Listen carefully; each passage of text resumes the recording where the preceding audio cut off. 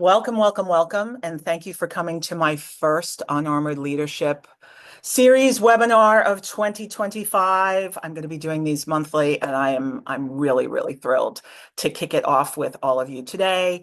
Before we get started, I just want to establish just some ground rules for today's discussion and webinar. Number one, this is a safe space to share. So if things, as you listen, if things like pop into your mind and you want to share them, please put them in the chat. And when we open it up for discussion and questions later, it's a safe space to share.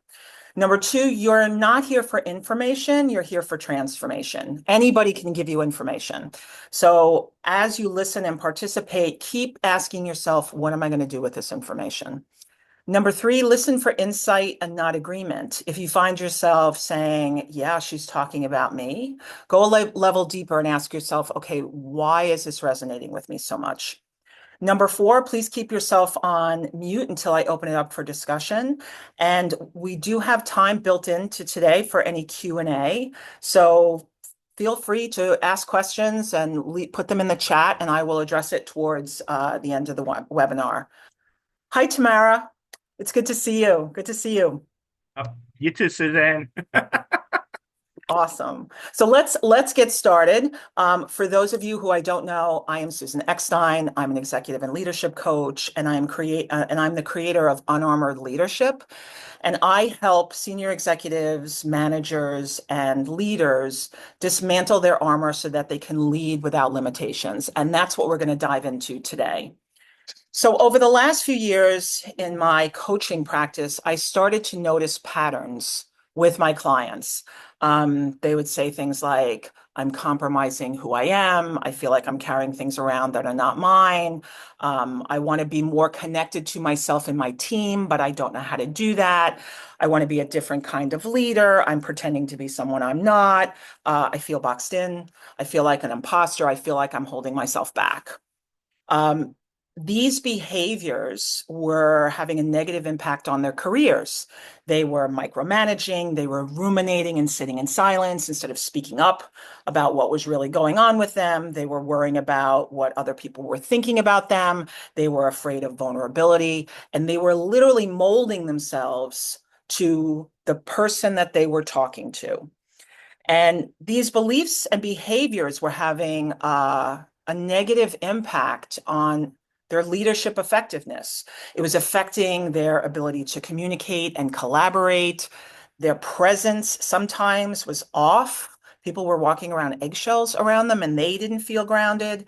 They weren't mentoring others. And if they weren't very effective at it. They were afraid of conflict or very defensive when they were facing conflict. And when they were facing change or ambiguity, they didn't trust themselves and they didn't know how to move forward. So instead of being themselves and leading in a way that felt really good to them, they were overthinking and debating how they should be showing up. And they were in their heads, they were questioning themselves, second guessing themselves. And it was like an internal battle that they were always facing in their role. And over time, it became exhausting. So a few years ago, I worked with a woman who was invited to join an all-male executive team. She had been with the same company for more than 20 years, strategically climbing the ladder, and she finally found herself around the table. And she said that at her first meeting, this was pre-COVID, first meeting, she's invited into the room. She sits along this long oblong table, and she looks around and she realizes, oh my God, I am wearing the exact same thing as every man sitting around the table. She was wearing a blue suit with a white shirt and black loafers. And she thought to herself, what the hell happened to me? Because she used to be somebody who wore long, flowy dresses, statement jewelry. She always stood out. And here she was, very sterile, very buttoned up, blending in and looking like everybody else. She wanted to let go of that, and she didn't quite know where to start. She knew that she had taken on things that weren't her because she used to be a different way. And now she was acting just like everybody else. And she yearned to be different. She really wanted to find that part of herself again and let go of all of the things that didn't belong to her. Another example, last year I worked with a woman who was in line to become the next CEO of a global engineering firm. And in our first coaching session, I asked her, I said, so tell me about your strengths. And she's like, I mentor a lot of people. I'm a great communicator. I present well. I'm strategic. I'm an excellent collaborator. I bring people together. And she was freely sharing all of her strengths, which was really great to see. And before I was about to ask another question, she said, wait a second. I forgot the most important thing. I have to tell you my superpower. And she said, I'm a chameleon. And I had never anybody talk about it like this. And I said, tell me, what does it mean to be a chameleon? And she said, well, before every conversation I have, I think, who do I need to be in order to get what I want? And so she'd go into conversations, and if somebody needed her to be more assertive, she would do that, or to speak in a certain way, she would do that. Um, and I said, how's that working out for you? And that's when she started to cry. And she said, it's not sustainable. She said, it probably got me to where I am today, but I can't do it anymore. I'm exhausted and I don't even know who I am. So why do we pretend to be somebody who we're not? Bottom line, it's for protection. So our armor, pretending to be somebody that we're not, it decreases the chances of being rejected, criticized, facing failure, and it increases our chances of belonging, being accepted by other people, and getting a seat at the table, which is what happened with both of the people that I just talked to you about. Now, when you're choosing to be somebody who you're really not, number one, you're exhausted. You feel like a fraud. You experience higher levels of stress. And over time, you forget who you are. You don't know who you are anymore. And the more you choose conformity, looking around and saying, I have to be like this, and you choose to be a chameleon, the heavier you feel. You feel heavier physically, mentally, and emotionally. And so, as a coach, I knew that it didn't have to be this way. So that's why I created Unarmored Leadership. I have some slides to share. Let me share my welcome, Julie. Welcome, Ollie. Okay, let me share.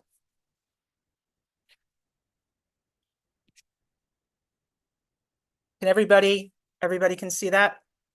Yes? Thumbs up. Okay. What is Unarmored Leadership? Unarmored Leadership is a transformative journey that centers on dismantling your armor, which is releasing the fear-based mentality, the need for control, limiting beliefs, and defensive postures that have served you well, but are now impacting your ability to be an authentic, trusted, and effective leader. It's knowing who you are and aligning with your values so that you can lead in a way that feels really good to you. You can lead without limitations. And this is a key point, and you can empower other people to do the same. So, to reconnect with who you are, to lead with your values, and change how you're showing up, you need to understand what's keeping you stuck and what you're holding on to. So this is your armor. So what is armor? In very simple terms, armor is the limiting beliefs, the protective behaviors, and ways of being that keep us safe. These are passed on to us by our families, our friends, society, business culture, social media, current and former bosses, and other people. They tell us what to believe, what we should do, how we should do it, and we go, okay, that sounds good, and we accept them as truth. It worked for them, so it should work for us too. So limiting beliefs. These are the stories we tell ourselves about our capabilities and worth. Limiting beliefs creates this internal dialogue that keeps us striving for things that are unattainable, while at the same time making us feel bad about ourselves. So some limiting beliefs might be, I have to be perfect to be taken seriously, or I I can't trust myself. I'm too impulsive. Other people know what's best for me. I don't know what's best for me. Or successful people always have the answers. I can't say I don't know. I'm going to look stupid. Protective behaviors. These are actions that we take to protect ourselves from potential criticism, rejection, judgment, uncomfortable feelings. So some protective behaviors might be that you avoid risks to ensure that you don't make any mistakes, or you dress to blend in instead of standing out, or you downplay your strengths and achievements because you don't want to look like you're bragging, or you're micromanaging because you feel like other people cannot meet your standards. These protective behaviors, they really limit your growth and they limit the growth of people around you because you're stifling what's possible for yourself and others.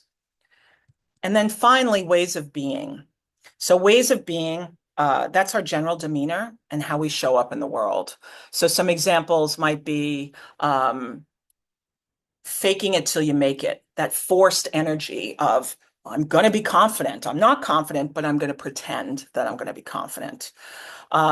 Second thing might be that you stay silent in meetings because you don't want people to question what it is that you're saying around a room full of people. Or it might be that you align yourself and you pretend to be a way, you pretend to act in a way that meets other people's expectations instead of your own. So an example of that, last year, I did a group coaching program and I was having a session with a group of executives, C-suite executives. And I was telling them that earlier in the day, one of my one-on-one clients had done something that she never thought that she would be able to do. And it was like a huge jump for her. And she was like screaming. And so I was like, Cami, oh my God, that's incredible. And I was like, woohoo, right? Really enthusiastic for her. And after I shared that story, one of the women in the group, who was a CFO, said, I would love to celebrate my team like that. And I can't. And she was suppressing herself. She was like really compromising who she was instead of really being enthusiastic for people when they do something great and she wanted to celebrate with them. So in that moment, she became aware of her armor.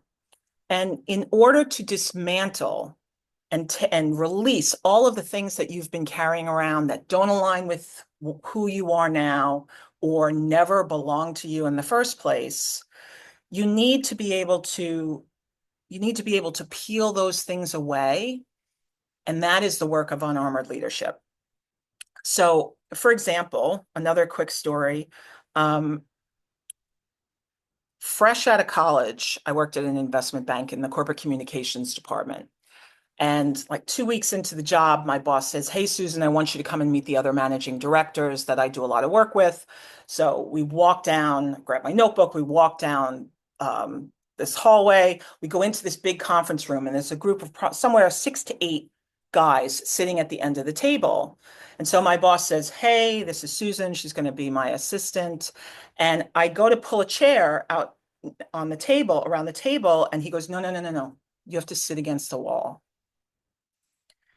And I could not understand why. I'm like, okay, you're my boss. I guess as an assistant, this is where you belong.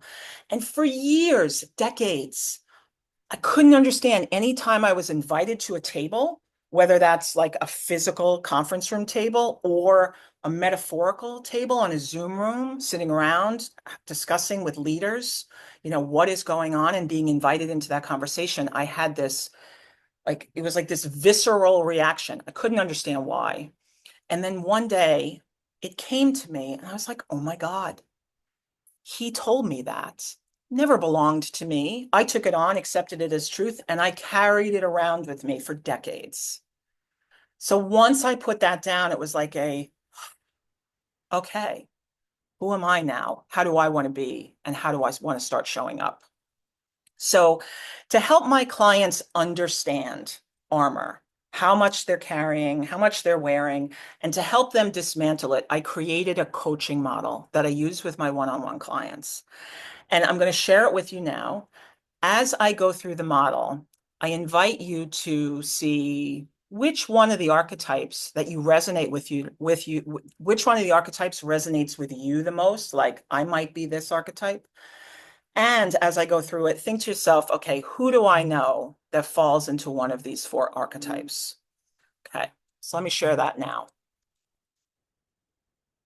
So there are four archetypes in my coaching model. On the one side, there is the knight. Okay, everybody knows a knight. They are the most armored. They're very fixed in their thinking, um, and they don't realize that they're wearing armor at all. Um, they're defensive, they're controlling, they don't trust other people. And so they don't do vulnerability at all. They think that that is a weakness.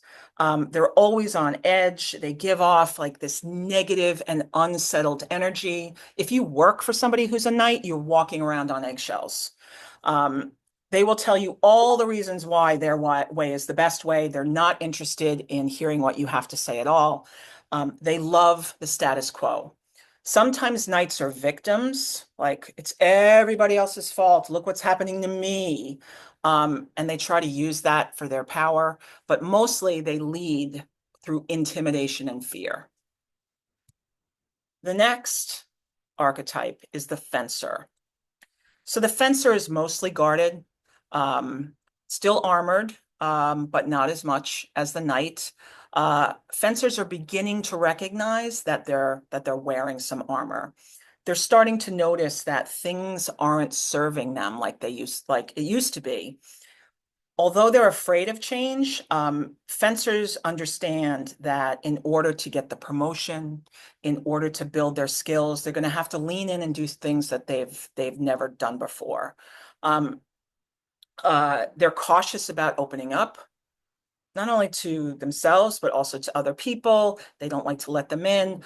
When they're looking to grow, they'll often take 2 steps forward and 3 steps back because they'd rather take the discomfort that they know instead of the discomfort that they don't know.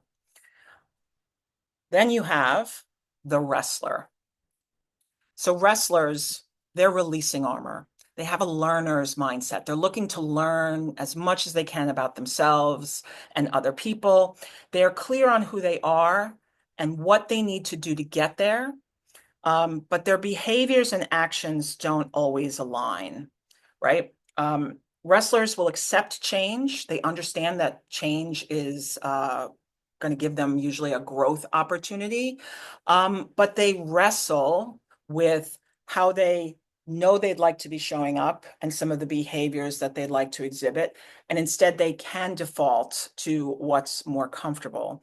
The difference between the wrestler and the wrestler is really wrestling. Like if they need to speak up in a meeting, they're like, do I, don't I, do I, don't I? And most of the time, the wrestler will choose the thing that aligns with who they really are. But it's a wrestle. It's a wrestling match. That's why I call them the wrestler. They know who they ask for help.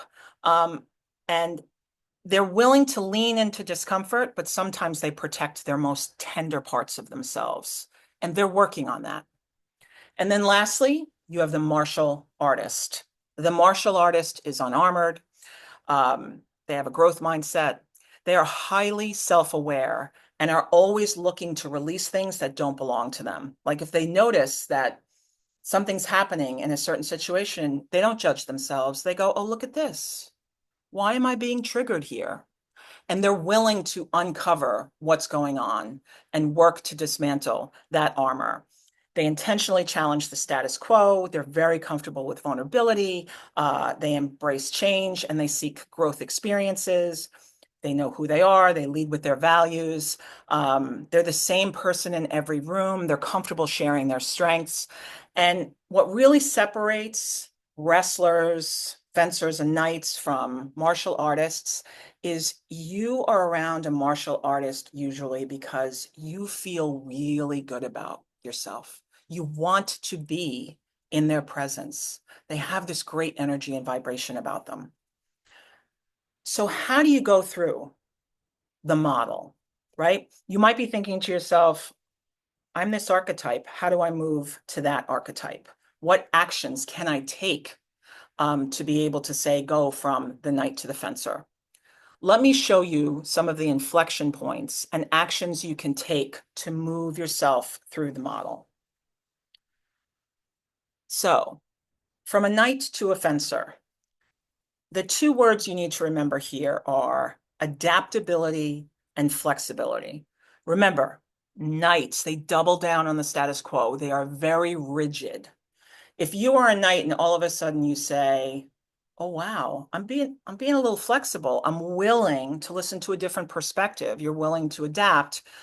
That is a key indicator that you are moving into fencer territory. If you're willing to challenge your beliefs and start questioning whether your way is the best way, that's another sign. You might find yourself getting curious about other people's strategies and perspectives, and you choose to take calculated risks. So, for example, if you're somebody who, when you walk into a meeting room, you sit at the head of the table, you might say, you know what? I'm going to sit in the middle of the table.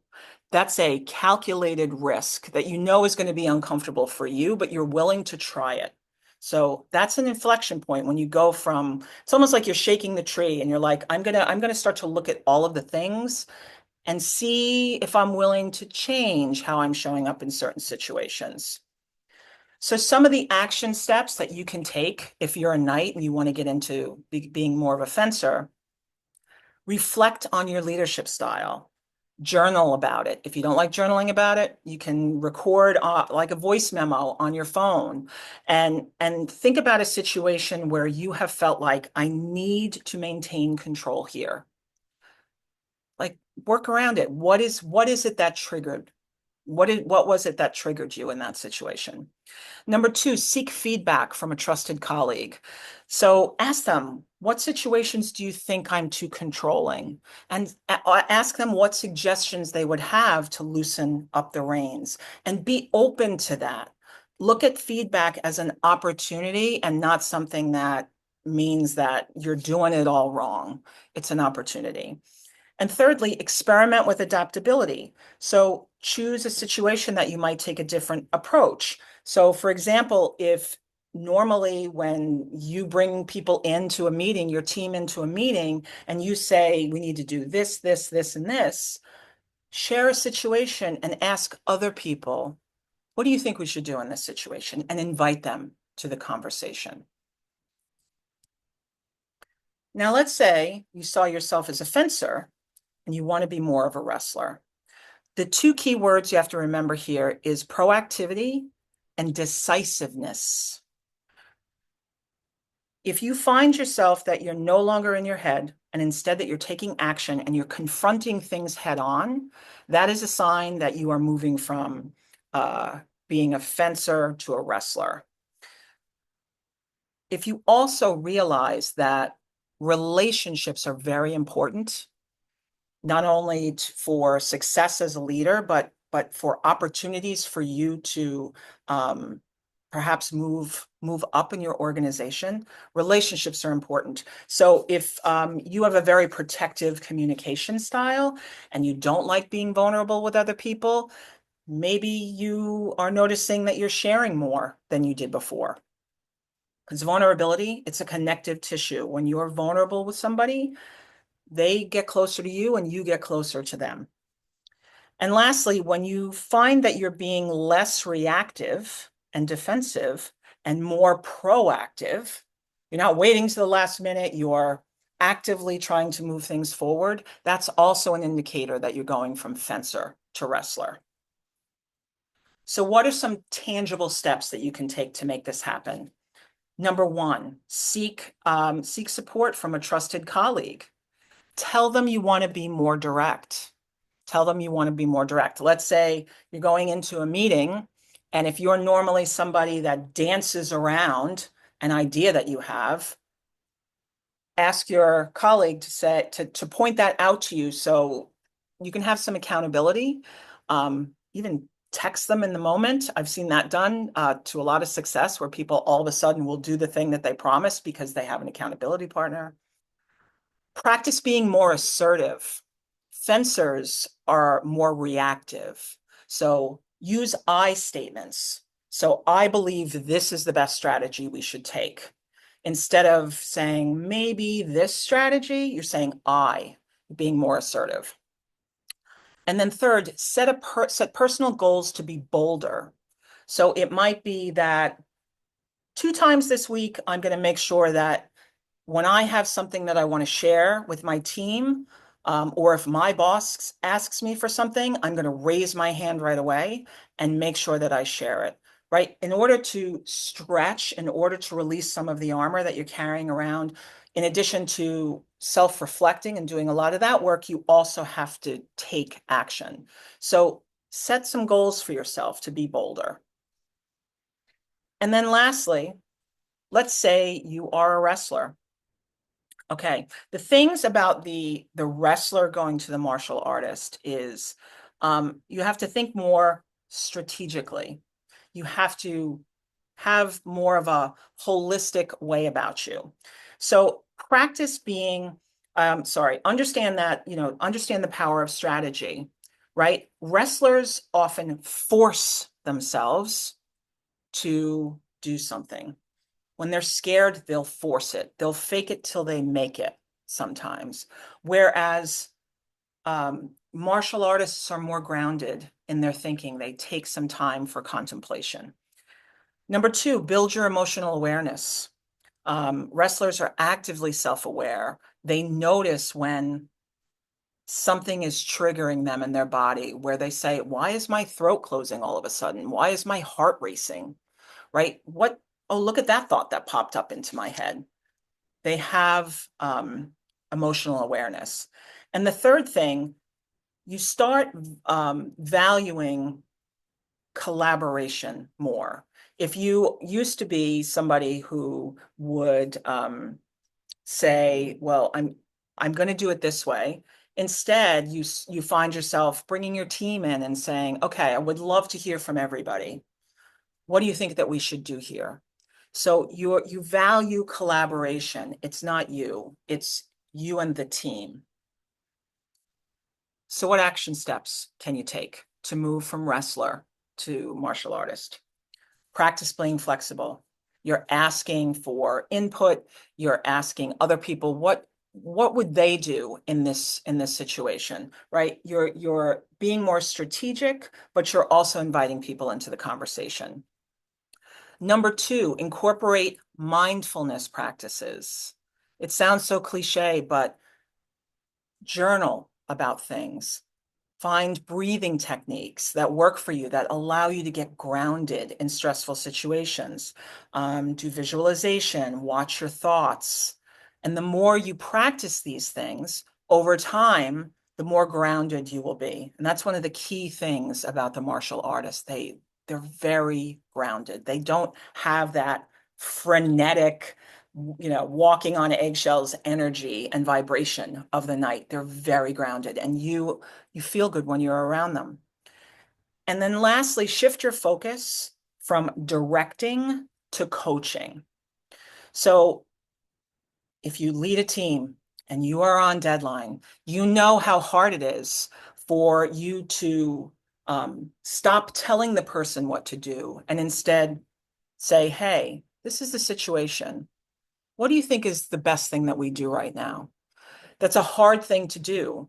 But a martial artist is constantly finding those opportunities to coach their team. So being willing to just step back and say, I'm not going to tell them what to do. I'm going to make this a learning opportunity for them. That's something else that is an action step that pushes you closer to the martial artist. Now, I know that I have just shared a ton of information with people. And what I would really love to do is, let me stop sharing for a second. Let me stop the share. And I would love to know what came up for people. Actually, let me look in the chat before I ask. Yes, it was amazing that she called it her superpower and how quickly it was killing her. Yes, it was killing her. The more you choose to be a chameleon, the heavier you are. 100%. Okay, Amanda had to hop off. Thank you very much. Um, so I'm wondering, like, what came up for people as I was going through the archetypes? Was it clear, like you fell in a certain category? Did you see somebody else who you were like, oh, that person's a fencer? Thank you, Um, Julie. Oh, Michelle, go ahead. Feel free to raise your hand and oh, yeah. No, just saying, like, I'm always so amazed at the night. I understood the categories, and I mean, if they don't see that they need to change, I've worked with many a night. And so I feel like if they have any glimpse, I don't know if this is true. It's more a question that they need to change. And so sometimes they're told that from others. Then in a sense, it's like, do they automatically become a fencer then? Because just even having that awareness is so huge. And it's like they just don't get it. It's hard to coach them, it's hard to work with them, you know. I appreciate the question. I love this question and I get it a lot because I've been in conversations with people who are knights and they're uncoachable. There are people who are uncoachable, right? They're so armored up. They are unwilling to see that maybe there's an opportunity for me here to be a little different, and they retreat and they double down. But I've also been in conversations with people who they've come to me. I had a guy recently last year come to me and he said, um, I noticed that I was coming into work and I was being really combative. And I would say things to my team like, we're going into battle today. And he said, he said it was something that he started to notice that people weren't responding in a way that he had hoped. And he had that aha moment that, wait, how I've always been doing things. If you ever saw the movie Boiler Room, that's how he was, and that's how he Mm, grew up and spent his entire career. And so to be able to recognize, wait, this, there's too many things that this is causing me to lose, and it's very hard for me. I'm willing. So I would say yes if there is a willingness to go, maybe there is a better way. I'm tired. Like I had said earlier, when you are armored, you feel heavy all the time. Because think about like just from if you picture a knight, they got all of this metal on them and they're usually carrying this big sword and there's all these things and they're always ready for a fight. And that negative energy that they're walking around with, it's exhausting. Whether they realize it or not in the moment. But then sometimes, like the example that I just gave, somebody goes, okay, I recognize that this is not working. And they're willing to be vulnerable about it and say, how can I start to let some of this stuff go? Because that, like they can have the awareness of it, but yet they're afraid to be vulnerable and start to do the work. It's not just about taking action. It's about taking a look at all of the things that they believe, all of their behaviors, how they're showing up. And that can be uncomfortable for a lot of people. mm. It makes sense. Thank you. Yeah.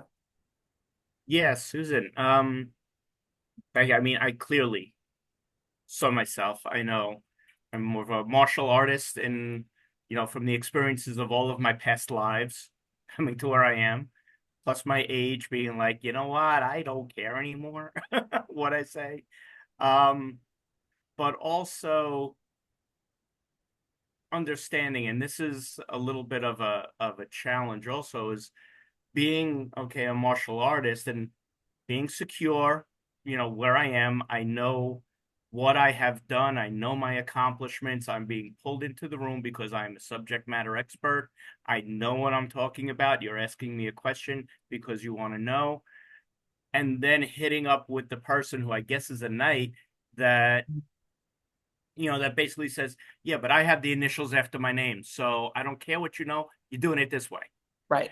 It's kind of like, I mean, I have said, well, there are a lot of spokes in this wheel. Let's look at all of the different spokes and see what we can do, what process flows, operational flows, whatever. Um, but it's like that's a challenge. How do you do that? Yeah, how you can close the gap. Yeah. Well, I would say if somebody is a knight and they continue to present as a knight, and you're on the other end of the spectrum, there's going to be probably misunderstandings, miscommunication, because they are operating in a different way than you are. Mhm. What I would suggest in a case like that is, so for example, what you've just said, that there are many spokes in this wheel, that when you're having a conversation with a knight, your ability to, I'll call it looping for understanding. Looping for understanding is when you're listening to somebody speak and you reflect back what you heard in your own words. And after you reflect back in your own words, you then say, do I have that right? And what that does, it's disarming to people because they recognize you're listening to them and you're giving them an opportunity to clarify. And sometimes that small gesture can allow people to get closer together. That comes from I want to say it's an Adam Grant was talking about that in one of his books, where they did an experiment where they bought people who were pro-gun owners and people who were anti-gun owners, and they put people in a room, and the only thing that they were allowed to do was to do looping for understanding. And both parties came in highly charged because they're very passionate about their point of view, and being able to ask questions, reflect back what you heard, and say, do I have that right? They were able to have a civil conversation and they were able to disarm themselves a little. So you showing up and you doing that, right? As a martial artist, you're someone that naturally tries to bring people in to conversation and hopefully make them feel safe. That might be one of the ways that you're able to disarm the knight a little bit. It may not work, but it's a strategy that it may help them disarm and back off a little and not dig their heels in as much as before. Yeah. Thanks. You're Thank welcome. Anything else? Um, is there anything that uh like for the actions, like if you're going from, like, say, being a fencer to a wrestler, and I gave you, the actions to take, what resistance did people feel when thinking about moving to the next? Like, was there any resistance that came up for people around, well, yeah, that's obvious. Yeah, I need to do that. I need to be more vocal in meetings, and it's obvious. But then at the same time, stuff came up for you where you said, oh, this is uncomfortable for me. It's obvious, but I'm not going to do it. Did that happen for anybody? Well, I think what's interesting, I don't know if it happened like a resistance, but it's interesting when you do try new stuff and you don't explain to people what the heck you're doing. They're like, what the heck? What happened to you? You went away on Friday, come back Monday, and you're all like, woo woo woo and dippity doo, So I I guess I try to explain what I'm trying to do, and then it's just the consistency, I guess, right, Susan, of what you're trying or something like that. But yeah, I've been in those situations and people are like, I don't know who you are, right? So Well, you've been in the yeah. situations where other people have changed how they're showing up. Yeah, and myself, And both. right, Yeah. like you said, you're left going, what happened? Like you left Yeah. on Friday and you were this type of person, and you came back on Monday and you were this type of person. Like, what's real and what's not? Um, Yeah. in situations like that, if you are somebody who um, is willing to share, right? I've had people once they've recognized that, they've been more of a knight, right? I'll use that example of the guy that I was talking about earlier, that and this was very hard for him. I challenged him and said, "Hey, what about if you said to your team, 'Hey, I recognize that I micromanage a lot, and I need to learn how to trust you, trust all of you. I need to do a better job of that.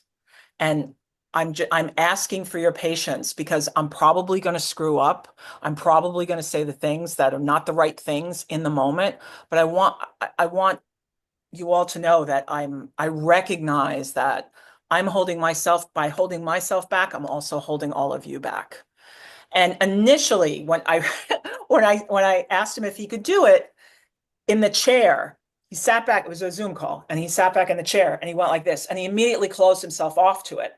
And I called him out on it, and he laughed, and then he loosened up and he goes, "I'm really afraid because Mm. it was a boiler room environment, all like type A aggressive men, and for him to be vulnerable and share." And he said when he did, he said it opened, everything changed because he was modeling vulnerability. And even though, I worked with him for about a year and it was up and down, like there were certain things that he expected to be easier for him that weren't, or he expected to land for him in a different way than it did, but he was willing to be more open. And he joked about it. He was like, "I now have a closer relationship with my wife. I did not expect that to happen," because he was willing to be more vulnerable. And especially when you will lead a team, anything that you can do to model the behaviors that you're looking for, that's going to help you dramatically. Well, let me quickly share a slide because I know that we went through all of the things that you can do. But what I wanted to also share with you is, okay, what if you lead people? What can you do? So if you're helping your team dismantle, and this is very top line because, unless you are somebody who is a wrestler or even a martial artist, this may seem like it's a very difficult thing to do. But the most important thing you can do is create a safe space. So we've all heard the term psychological safety. It's a buzz term, and a lot of people don't know what it really means. But basically, it's creating a space where people know that they can be open, they can be transparent, they can be honest, and they can make mistakes without possibly having a negative repercussion. So being able to create a safe space like that, that's creating group norms. And there's books you can read. There's a whole different bunch of ways of doing that. But when people feel safe, they're more likely to be less armored, right? They're willing to put their defenses down. So you as a leader or as a manager of a team, modeling that and creating that space for people is very important. Number two, I've been talking about it, modeling vulnerability and lead by example. So if you are somebody who, you resist conflict, or you don't feel comfortable giving constructive feedback to people, by doing that and telling people, "Listen, I'm telling you this to help you improve your skills and to make you better, not to tear you down." Modeling that and providing constructive feedback and encourage each other to do that in the team, that will also help dismantle your armor. Foster a culture of trust. You know, make sure that you are who you say you are.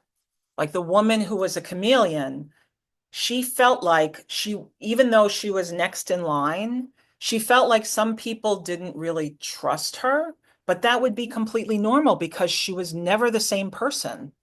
Like she joked, she's like Ken, that was the current CEO. She's like, Ken is Ken with his kids, with the partners in the firm, with his wife, with his friends. Ken is Ken. I'm not who I am, who I really am with everybody. And not being consistent and being who you really are, that can cause people to not trust you.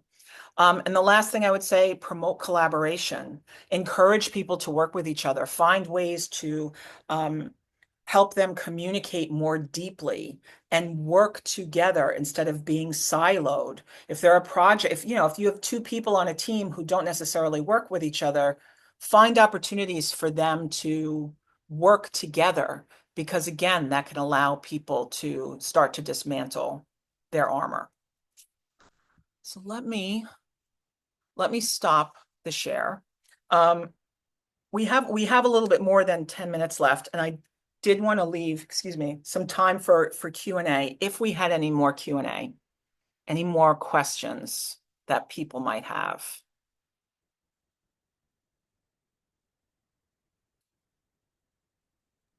None for me. I mean, everything is always is just the way that you present is just so clear.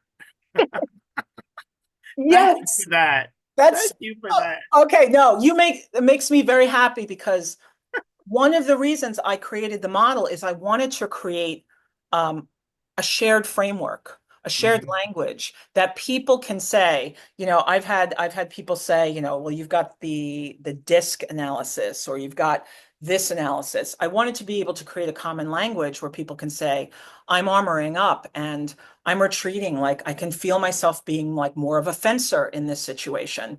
And for some people, you can be all four depending on who you're with, Mhm. depending on the type of situation that you're in. But being willing to go, okay, I'm armoring up, I'm getting really defensive right now, and being able to act like a martial artist and go, okay, no, I'm not going to judge myself here. What is coming up for me now? And you may not be able to explore it in that moment, but you're willing to say, hey, I'm gonna journal about this later and try to figure out what is going on. So being able to have a common have a common language about it and be able to share it with a team or a group of people can be very, very helpful. Um, I want to say that, you know, in addition to these webinars that I'm doing, like Unarmored Leadership is my jam, right? And you can continue to learn about it by taking my free webinars. I have one coming up in February, and I'll share the link in a second. And that's about um, using the 7 principles of unarmored leadership to help you unlock your potential. Because in addition to maybe causing you to feel like you can't communicate in a certain way or you can't show up in a certain way, you're really limiting your potential for more. So leading without limitations, that's one of the things that I help people do. So I'll put the link in the chat for that. Um, I also, like I said, I do a lot of one-on-one work, but I'm really excited that it's taken me a year to finally put this thing together. I'm putting together a group coaching program. It's a beta program, so it's brand new. I'm going to put the link in the chat. And if you found yourself saying, I really resonate with what Susan was saying about this archetype, maybe you're a fencer, maybe you're even a knight. It doesn't matter. And you go, she understands how I'm feeling, and I would love to take those action steps that she said, but I just don't think that I don't know how to do it. Um, I would encourage you to apply for the program. Um, I'm a huge believer that, look, one-on-one coaching, love it, been doing for a really long time. But when you get together a group of people who are like-minded and who support each other, the dynamic is really awesome. It's kind of similar to what we've just experienced where we were talking to each other, but it's less about you need to do X, Y, and Z, and it's more about, hey, what's getting in the way of you changing how you are showing up in this particular situation. So I'm going to put the links. Here's a link to my group coaching program if you're interested in checking it out. Since you are the first people who are in the webinar. I would love for you to be a part of it. But if you're just dipping your toe in, and that is totally cool, please come back to the webinars because I love doing them, and the more that I can help you get to recognize, hey, I'm armoring up here, or hey, I can use this principle to help me, and you now have the tools to dismantle your armor. I would encourage you to keep coming to my webinars. So here is the link to the February one. That's going to be on February 27th. And if you haven't taken my quiz, I know some of you already have.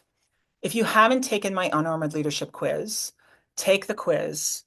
You'll It asks you a bunch of questions that I may not have talked about today.